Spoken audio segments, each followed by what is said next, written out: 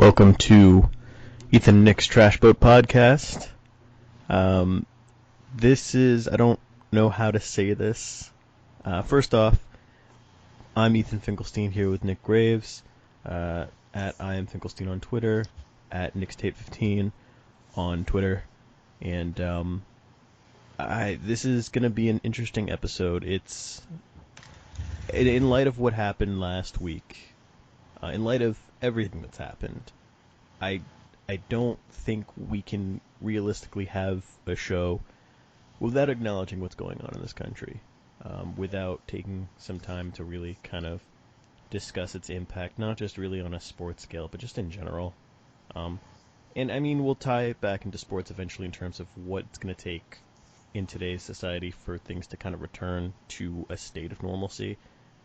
But we do need to start off by addressing everything, and just coming out, and at least let me start, Nick, and I will absolutely pass the ball to you in a second. But this is a podcast where both of us are fully in support of the Black Lives Matter movement. Yes, I have nothing but support for it. I will not be outspoken against any aspect of it. I understand completely what's going on. I understand the frustration. And part of that is understanding that as a white person myself, I won't get everything. I won't. I didn't go through, I don't go and face the same adversity. I understand the privilege that I've had growing up the way I have. And I do understand that it's not going to be possible for me to be able to relate. And part of that understanding is why I absolutely 100% stand behind this, and I am all ears, and I've been vocal on social media, which is something I normally don't do, but absolutely consider myself an ally, and I want people to know that I'm in full support of this, and you won't hear any check back from me at all. Nick, with that, I'm letting you take the ball on this.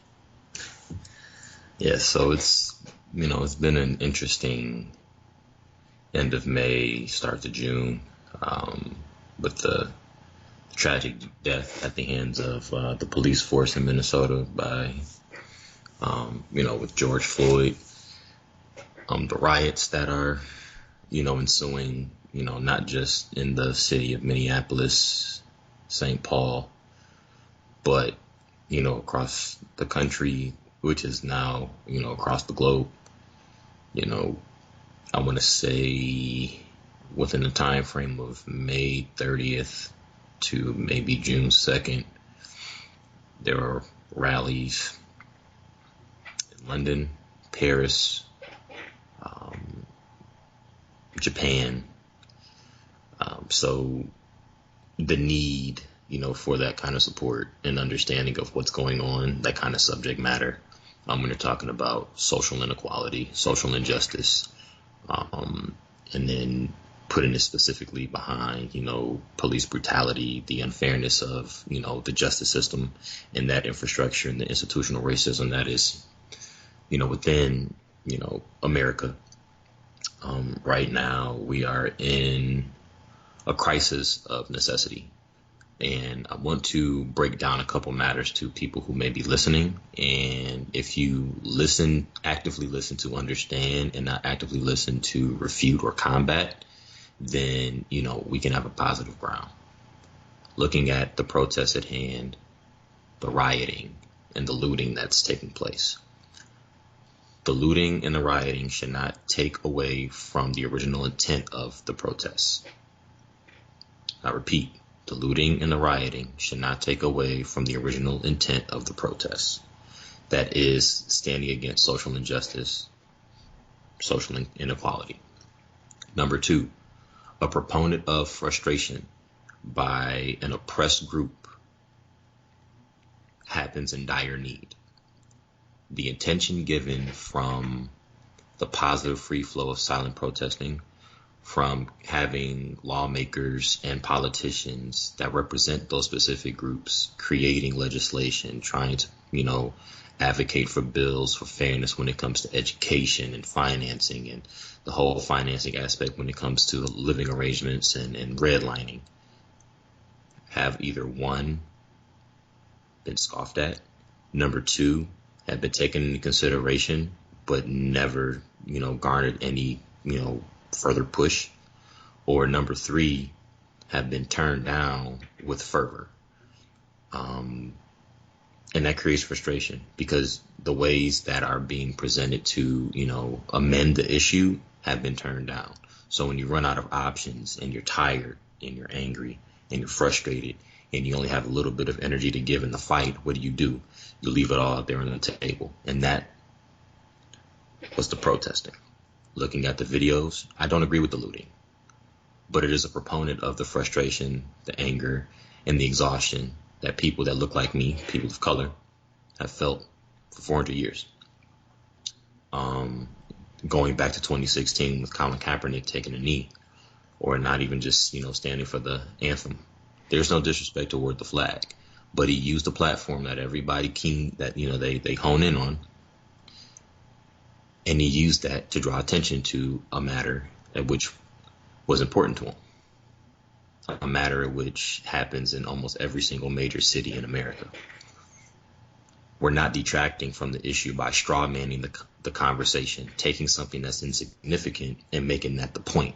That's not what's going on here. We are letting you know that we are tired, we are frustrated, we are angry, and we are sick of begging for support, sick of begging for understanding. And I'm going to wrap this up by saying this. If you're somebody that understands what's going on and you're refusing not to show your understanding, you are part of the problem. If you are somebody who cannot understand where they stand in America, you are part of the problem. And with that being said, let's move on with our topic at hand. COVID and the sports. Yes. If I may, I'd like to offer one last viewpoint, if that's all right with you, Nick. As an ally, Ethan, we need all of the viewpoints from you as much as possible. I 100% back you on if you're not vocal about your support, you are part of the problem. I just still, for the life of me, don't understand how this is a partisan issue at all. Since when is it a partisan issue? Since when is it taboo to be against racism in any way, whether it's institutionalized or just inherent at a local level? I just don't get how this is partisan. I really don't.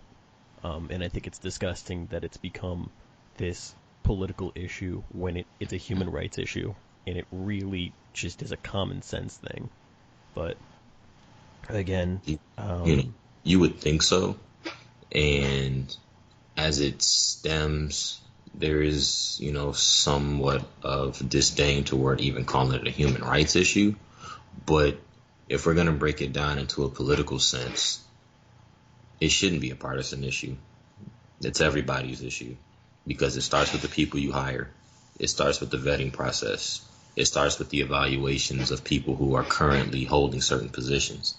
The cop that murdered George Floyd with the knee into his neck and cutting off his air circulation had 17 complaints against his name since the year 2005, if I'm not mistaken. 17 complaints. It's 15 years within the Minneapolis Police Department, and you have more than one complaint per year that you've been on the force. That's a problem. Because if it was somebody that looked like me, after 2 or 3, that's it. No administrative leave with, the potential to come back. That'd have been it. And they knew that he was a problem. It's on record. It's been documented. So you take that and you tie it into what we're talking about today, how important sports are. Ethan, you can agree with me to a certain degree when I say this, but sport is a microcosm of society. And it seems as if there's better leadership in especially the pro-American sports than our given administration right now. There have been more talks, there have been more developments made in these sports leagues than our administration now. And I'm at the point right now where I don't really care how people take that, but take that for what it is or however you feel. But you want your sports. You also want this situation with the rioting, the protesting and stuff to be rectified as well. You have to look at your leadership. What are they showing you?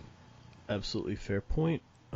Especially with an organization like the NBA, where individual empowerment is perhaps unequaled in all of the major sports leagues. Yes.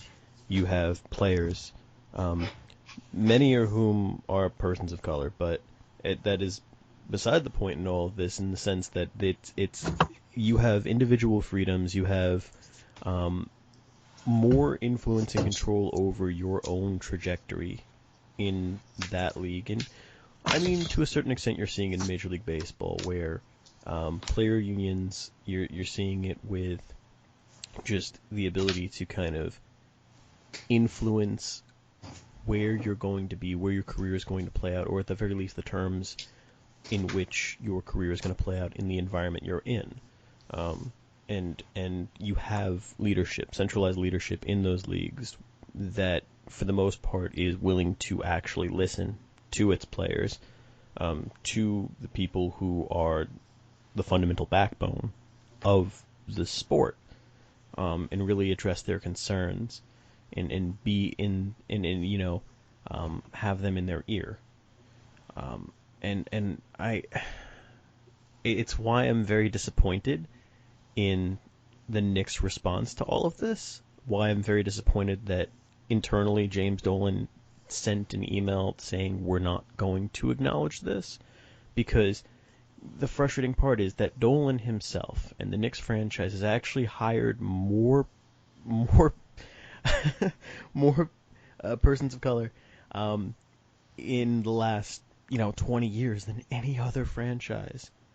They've been at the forefront of diversification in hiring, and yet internally they were told not to make light of this, not to mention it, not to issue a statement. And it's frustrating, because you have a real chance there to join in solidarity with the other 29 NBA franchises. Yes. And really make a statement.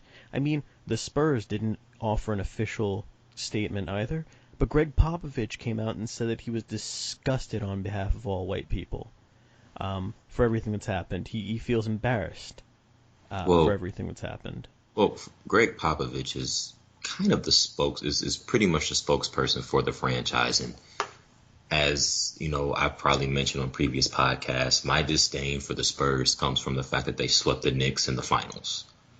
But as a respect factor for the organization, they have done a lot of things the right way.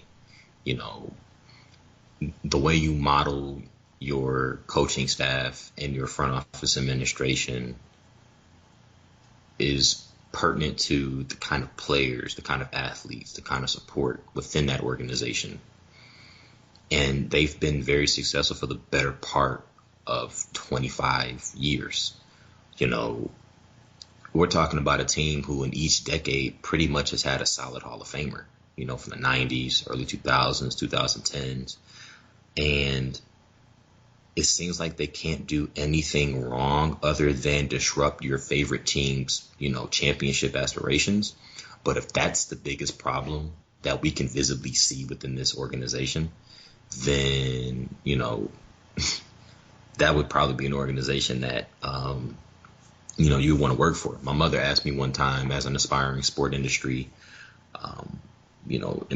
prospective employee, sometime my junior year, I know you feel this way about the Spurs. What if they offered you a job? And I said I'd take it quickly. Absolutely. Because how, the organization is run, how they provide support for those who work for them, not just, front office, but the NBA, talent as well. Even the developmental league, the Austin Toros, you've heard nothing but great things. They were the first sport-affiliated league to hire a female coach, and Nancy Lieberman. So it's been progressive within the NBA and NBA farm system. You have assistant GMs of these, G League developmental teams that are women. You have your director of multimedia, VP of operations that are women in some of these franchises in the G League. So it's hard to say that you're surprised about what the NBA has done so far when it comes to these matters, at least from my perspective. But to back your point about Dolan missing the bar, everything coincides with that. You may not have been the owner to say something, but who in the franchise said something? Right. Well, the point being that he instructed his employees internally not to Yes, make a and statement. With Popovich, at the very that's least, right. he's basically the spokesman of that franchise. So Popovich saying something at the very least means that there's something out there publicly acknowledging what's going on from the Spurs. Dolan basically telling his employees, including Leon Rose, including Scott Perry, everybody in that organization being told to be put on a hush order about this, and his explanation basically stating that we're not qualified to have to state our opinion on this. It's just no, that's a terrible crappy excuse for not issuing a Yes. statement. It's not that hard to just simply state that we are shocked and appalled at the events of this week, and we firmly stand in support of the Black Lives Matter movement and understand that there is a change that needs to be made within this country. Cut it off at that if you want to. All you need is one sentence, just something Something. acknowledging it. Being silent is being complicit. We've established that. It's So, yeah. yeah. So this is also coming from the most valuable franchise in the NBA and top two in the world, top three in the world. And you occupy a market that garners so much visibility. It garners so much attention. It retains so many people, so many thoughts, so many perspectives that putting out a statement saying you're going to not say anything is worse than actually just not saying anything and letting people find out you're not saying anything. I guess that's delayed gratification, kicking in. But let's be honest about the matter. Your owner, who also was diagnosed with, the coronavirus, you would have assumed, at least, not thought, maybe assumed that that would have increased the sensitivity to the issue that's going on today, not just with the virus, but with, what's going on in the world from a systemic, issue as it pertains to equality. And I don't think the message really resonated with James Dolan. And as, you guys, hang with us as we, go on our podcast journey, there may be things that me and Ethan kind of, not really devote time to, but you'll see why, as New York Knicks fans, we have such a strong disdain toward James Dolan. And it's not because of his ability to retain players or pay the proper players what they're owed, and overpaying players that are probably not going to make, a consistent 2-3 year stretch with the team. But the human issue, the lack of understanding, the seemingly lack of compassion, the unmotivation, to move, because it's always been stagnant. There's a stat that showed how many points LeBron James has scored since entering the league in the playoffs, and it's double what the Knicks have scored since the new millennium. That's a problem. There haven't been that many playoff runs, let alone playoff runs that have garnered us to come past the first round. We have what, one 7-game series in the first round. Every other series is 6 games or less. And, this isn't, me feeling as a bias or anything like that, but that speaks to a bigger issue. Look at the Los Angeles Clippers. They were on the upswing with a corrupted owner, switched ownership, and gained consistency and favor after making that change. That is why Adam Silver and he's probably what the shortest tenured commissioner of all pro sports right now in America. No. No, oh, it might be MLB. It is Rob Manfred in Major League Okay. Baseball, and that's a separate issue. I have my issues with Commissioner Manfred, but I really have nothing but respect for Adam Silver. I think he's taken the ball from David Stern, who I will go on record as saying is probably the best commissioner in the history of North American sports. But I think Adam Yes. Silver has been Yes. about as good of a successor as you could have had at this point. Yes. And the leadership, the fact that he's had not just players from the NBA Players Association on these phone calls and Zoom calls and social distant meetings, but he's also had players that have notoriety in the league too that aren't a part of the association on these calls. He's had the understanding that even from a medical standpoint, I need to consult the head medical doctors and athletic trainers and even massage therapists on what they believe is the best practice for the officiating, location. And that's where it becomes difficult when you mirror what's going on in sport, as we label it as a microcosm of society, to our current administration and the lack of compassion, the unmotivation for leadership. There's nothing there. There seems to be this malevolence toward those who are fighting for something better and something that's not just for themselves, but for the greater good of the people and communities that they want to serve. There's nothing.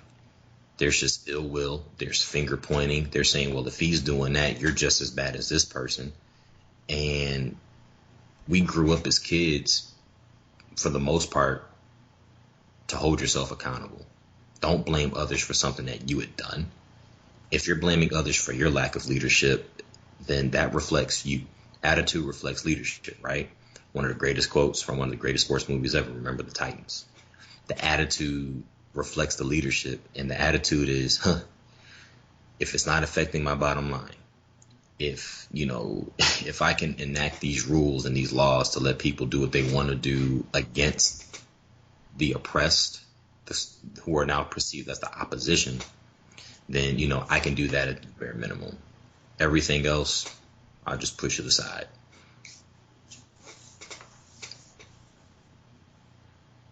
Well said. I think just in general, the response in certain areas has been much better than others. If we're talking about even coronavirus, just something like the NBA's decision to be the first of the sports leagues to shut down. In the world. In the world. And yeah, basically the leader on the planet in terms of kind of reacting to this, and with regards to player safety, with regards to the safety of its fans, executives, anybody working in a front office or anybody working as an employee of any organization, period, just the regards to those individuals, and the concerns. I think it was a very quick and measured response to just shut down. The fact is that there was supposed to be one more scheduled game, I believe, the night that they had to shut down. They decided to just scrap it entirely because Yes. I believe there was a concern that one of the players was showing symptoms for coronavirus. They decided we're cutting it off there, which again might not be the popular move in that present moment with two fan bases that I'm sure wanted to watch their teams compete that night, but in the long run was definitely for the benefit of everybody involved. Meanwhile, you have someone. Let's not to be critical of an entire league, but let's use the NFL as on the other end of the spectrum. The NFL is committed to its timeline and was very, very keen on staying on its timeline throughout the course of this whole thing, making sure that their season would start on time, making sure they could move forward with everything. And obviously you haven't seen, in-person OTAs, you haven't seen in-person training camps, but I'm sure that's partially because of the pressure societally to not have those things take place currently. But if the NFL was left to its own devices, how can we be so sure that it wasn't going to be that case? in the sense that they maintained that they were going to be on schedule. And now, granted, their season starts a little bit later in the year, but still, with how uncertain things were, it's to me not a wise decision, at least, to commit to staying on your timetable and saying, well, if things change, just don't commit to anything right now. The other thing is, from just a racial attitude standpoint, the league has been it hasn't had the best track record. Like, No. yes, they issued a statement about their support, which is all fine and good, but you have a league that continues to shun Colin Kaepernick, who 4 years ago decided to kneel during the anthem, which is a form of peaceful protest. And again, as you said, it wasn't about the American flag. It's about protesting an issue in this country and exercising your right as an American citizen to peacefully protest, something that is protected by the Constitution. It's Yes. not disrespecting the country. It's showing that he's not going to blindly be in solidarity with a country that doesn't back him as an individual and disenfranchises an entire race of people every single day. And I truly believe that that's something the forefathers would agree with. It's something that countless of armed servicemen and former armed servicemen have even stated their support for, saying that that's one of the fundamental reasons they go and support the country by enlisting. And to still 4 years later have him in a position where he has not even once been given a serious look by an NFL roster, despite the fact that the armed talent is definitely there. Mm-hmm. It's a hollow statement by the league, and for me, they get a huge F, honestly. And I don't like grouping everybody together, but just at least in terms of the league's central office, the statement they released is about as meaningless as it gets to me, because your actions speak louder than your words, and their actions have been horrendous. And it's hard to even follow what you said up, because when you break it down in the way that you did, it still becomes, well, isn't it their right to choose who they want on their roster and who they don't want on their roster? While that's true, there's a difference between having the lack of talent not fitting the need or the philosophy of the team and just completely being blackballed. We, like, we're going to call a spade a spade. If he didn't take that knee, if he didn't do anything, he'd still be on the roster. He'd probably still be starting. Who knows? But you're talking about over the course of 1,000 days since he's last suited up in the NFL. He had a tryout that was a publicity stunt. They said that, maybe the location of his choice was a problem, and maybe he was biting off a little bit more than he should have by switching the location. But the point still remains that he was looking for an opportunity. And there's more to go into about that, but I'm going to keep it, where it is. We know why he's not in the league. We know why there are other players that aren't in the league that have supported him. There are some players who have, let's just say, let's just be honest, that have just gone along with, the act just to show that they could do it. Jerry Jones dropping down on the knee, finally, to make a point, wasn't to make a point for improvement. It was just to make a point that he's the most powerful owner in the NFL and he can do whatever he wants to do.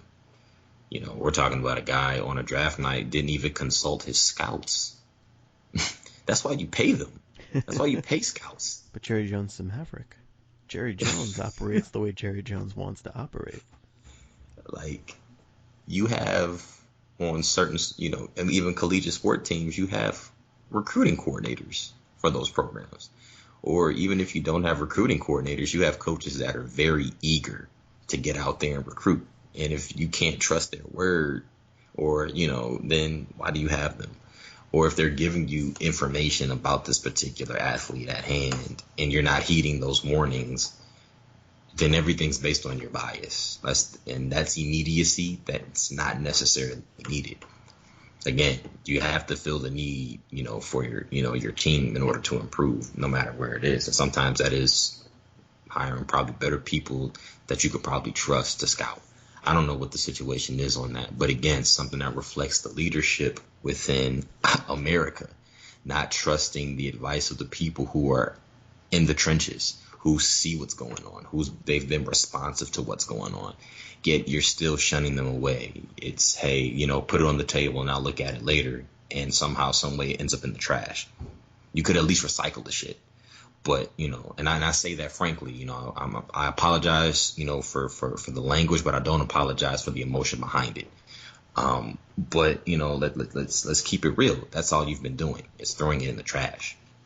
So to tackle the question, is sport really important right now? My answer is yes and no. From the capitalistic standpoint, it is not important. It is not important at all. But from an importance for relief, yes. And the best example that I could give you is the 2005 Hurricane Katrina relief game, where multiple NBA stars got together last minute. And by last minute, it was 16 hours before. I think it was less than 16 hours, no more than 40 hours prior to the game, where you had a list of NBA stars wearing their team uniforms. It almost looked like a rookie versus sophomore game in 2001 on the court, playing basketball in front of fans, a free game. Stars like Tracy McGrady, Dwayne Wade, LeBron James, Kobe Bryant, Carmelo Anthony.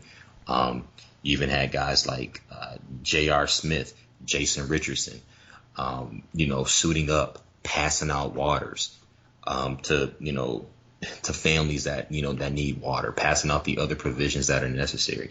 You had stars on the sidelines like Carlos Boozer, Richard Hamilton, who had just like, this is just coming off of an NBA Finals as well when all of this is going on, and they decided to play this game to show people that you can still have hope for better. This is why we miss sports. This is why we need sports. From a capitalistic standpoint, no, I don't agree. But if the NBA has taken the lens that they've taken to trust the people that they advise in the field and have come to this conclusion, then hey, it has to happen. But my question to you is, and not just you, Ethan, but to the people that may be listening, what do you think your importance is within sport? Because I can tell you mine, and I already know what mine is. But how important is sport to you, and what has it done for you? And also, what detriment have you seen it provide as well? But to answer the question, it's a yes and no. I know it's difficult. No, I mean it's like you said, it is yes and no. It's complicated. In terms of the good thing that it provides, that's an answer that applies to both good and bad. It's a distraction, which is both good and bad. It's a distraction in the sense that it takes our mind off of certain things, and it can unite all of us to a certain extent in the sense that we watch sports to root for a team, and that team is somebody that we support regardless of skin color, regardless of socioeconomic background, regardless of their upbringing. You were brought together with the goal of cheering your favorite team on. Yes. And the circumstances of the origin are irrelevant at that point, or at the very least, fundamentally, they should be. It's something where most people can sit down with other fans and root for their team in solidarity.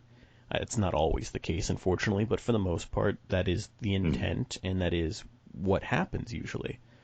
It's a negative in the sense that it is a distraction. It's negative in the sense that it takes focus away from some secular issues at hand, and it's easy to turn a blind eye to those things if you have that bubble of sports. And yes, it can be a microcosm for society on the whole.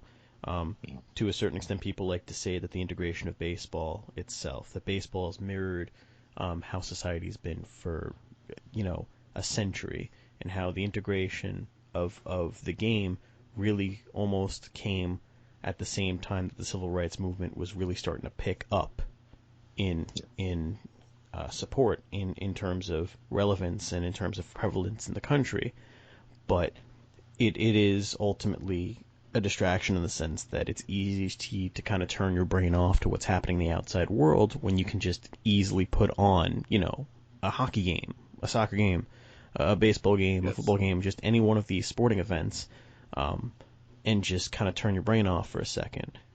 I do think that it's important to get sports back on track in the sense that I think for our all of our mental health, we do need an outlet. And we do need something to kind of be able to release a lot of tension into, and if that's yelling at the TV that the Knicks can't defend a simple pick and roll play, then so be it.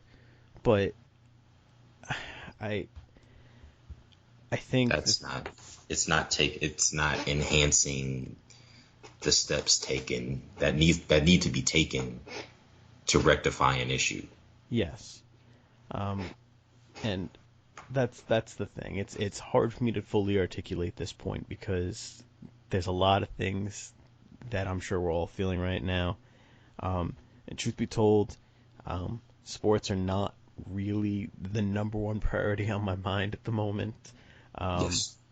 so I want to let everyone listening know that and I'm sure this is probably something that in podcasting 101 you don't admit to it, but I actually really wasn't looking forward to this week's episode, not because of the content matter, but simply because I didn't have the energy.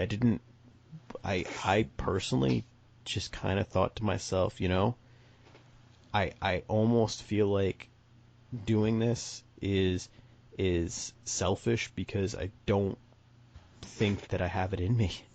And I think it's just forcing stuff out, but it really is important to talk about these things. It is important to kind of understand where sports does lie in the scheme of things here, and understand that while yes, it is relatively unimportant in terms of social reform, and political reform, it is an outlet that I do think this country could use right now.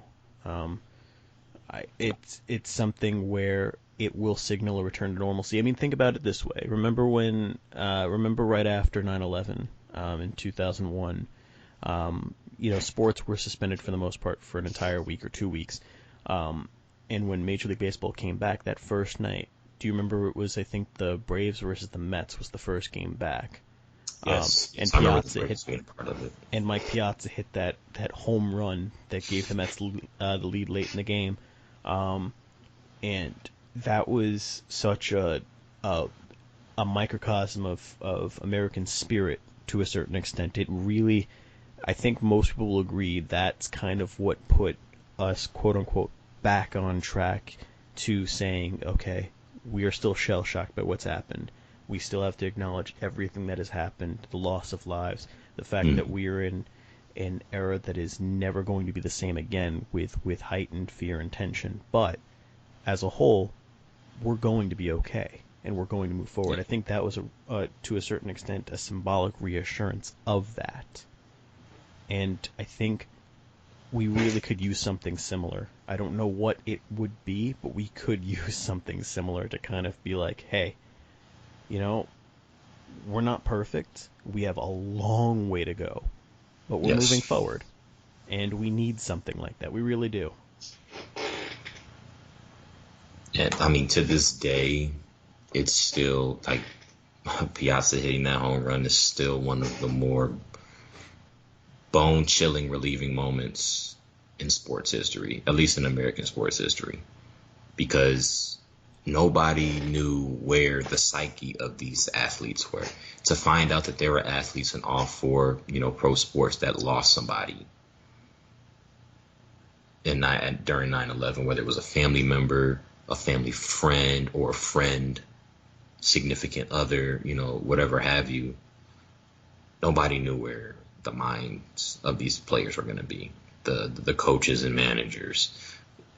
but the fans, which is why I say yes and no, the importance of sport, with what's going on right now, with COVID-19 and, the civil unrest, I'm gonna call it what it is. Um,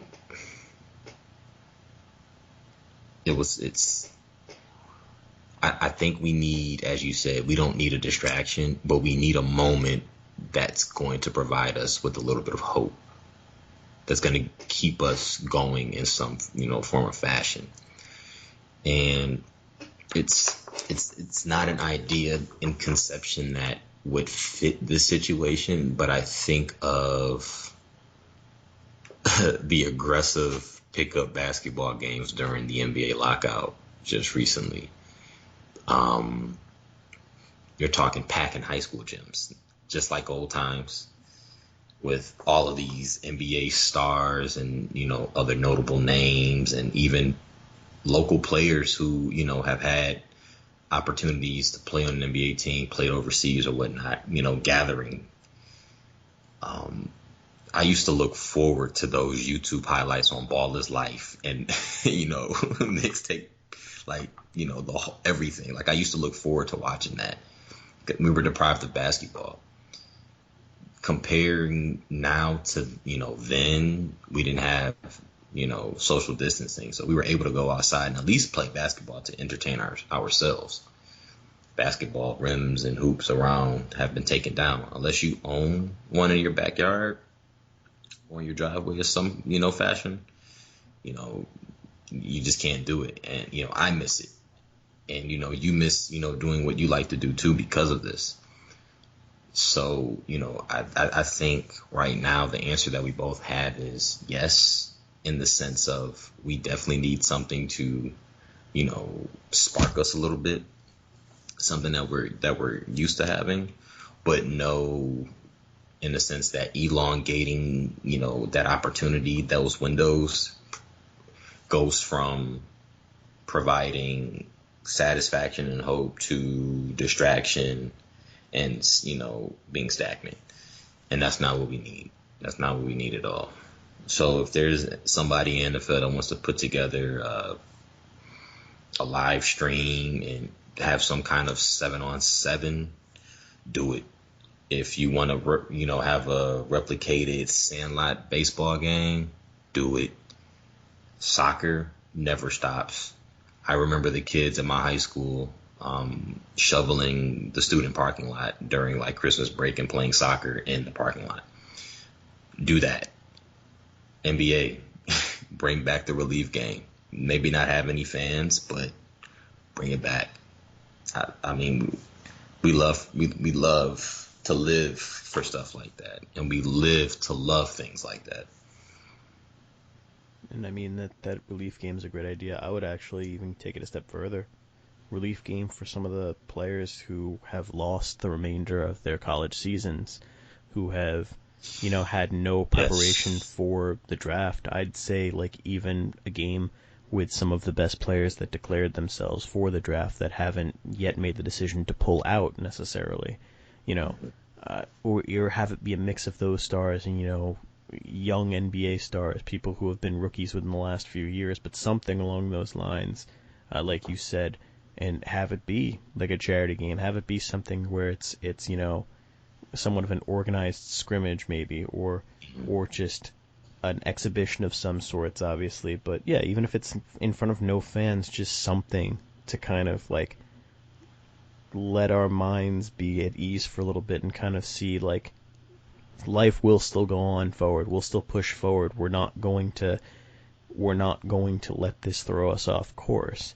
But at the same time, you can use it as a platform to promote the sort of social reform that we are looking for.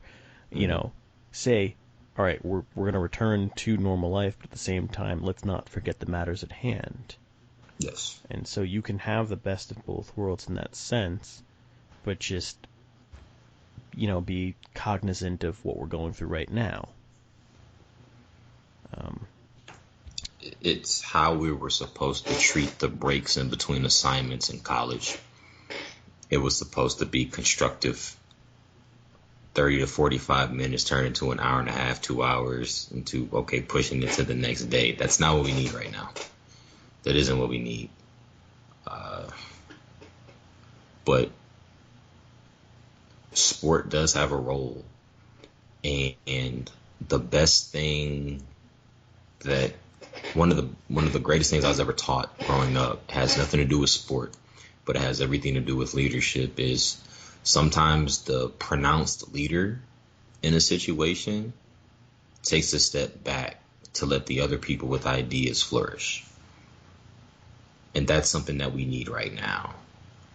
And looking at some of the leaders within sport taking the best measures possible, this administration doesn't want to take a back seat to them. They're not allowing the ideas and the free flow of these leagues, at least the NBA specifically, catalyze, opportunities. Just because, you work in one area doesn't mean there isn't anything that you can parallel for another area.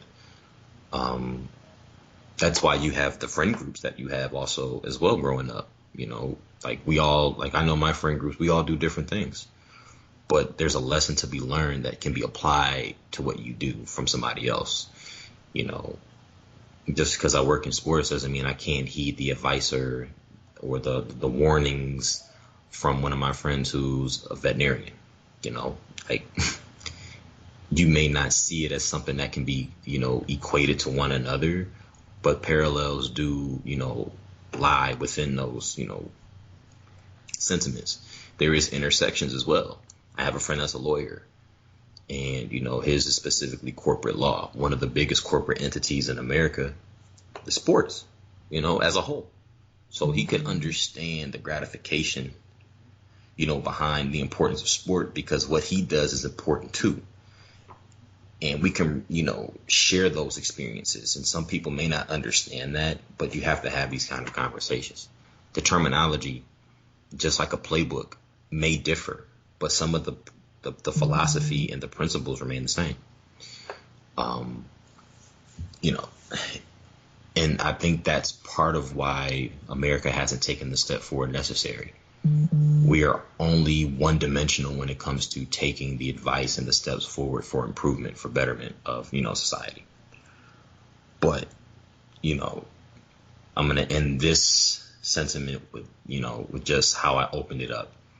If you're somebody that understands, speak up. If you are resistant to understanding, you are part of the problem. Take a gander at what's going on around you and be open. It's hard to be open. There are things that I'm not open to that I need to open my eyes and my heart to as well. But I'm willing to have those conversations. I'm willing to, showcase what might be wrong and try to correct that. And I think that's a very powerful statement. And I really do believe that one of the most helpful things you can do is to listen, is to take into account the perspective of someone who lives it, because they're going to have a better perspective of exactly what the cause is about. And I will end with this on my end. For everyone that is making this political, for everyone that wants to tie this into their disdain for whatever end of the political spectrum, if you are someone who is unhappy with this current administration, that's all fine and good. You want to go out and voice your support and make it known in November, fine. But I will say this, and I am someone who considers themselves fairly liberal. Shocker, I know. Voting this administration out in November, getting rid of Trump, getting rid of everything that he has put in place, that's not where this ends. It's a step forward. It's a step in the right direction. But that's not where this ends, and that shouldn't be the end goal. Thank you for saying that. And this isn't going away. We had this issue when Obama was in office. Eric Garner, that whole thing happened in 2014. Michael Brown predates Trump. We've had these issues for a long time, and they're not going to be solved by just checking a box in November. And I hate to break it to people, but it's going to be a long time. And that's not what the focus should be on. It should be focusing on making strides and taking steps forward, no matter how long it takes, and being perseverant about this, because racism never went away. We're not more racist than we've ever been. We just now have more options to record it. We just now have more platforms for it to be seen. But it's been this way for the last 200 years. We're just now more cognizant of it. So it's going to be deep-seated social and political reform, and not just a sweeping change of administration. And I really want people to not lose sight of that. I could not have said that any better.